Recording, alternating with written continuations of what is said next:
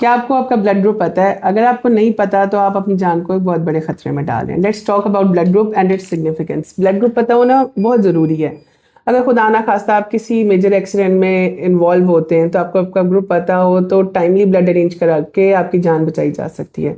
दूसरी अहम वजह, आपका कोई दोस्त, कोई जानने वाला, कोई रिश्तेदार अगर उसको ब्लड डोनेशन की ज़रूरत है, फॉर एग्जांपल उनको कोई ऐसा मर्ज लाहक है कि उनको बार बार खून लगता है, या फिर वो किसी एक्सीडेंट में ही इन्वॉल्व हैं, तो आप बर वक्त उन्हें खून अतिया कर सकते हैं।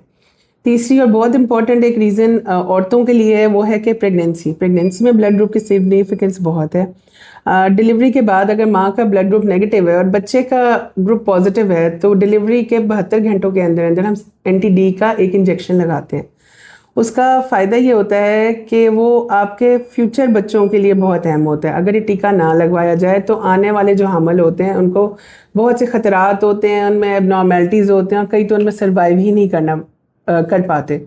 तो ब्लड ग्रुप आपको सबको अपना ज़रूर पता होना चाहिए।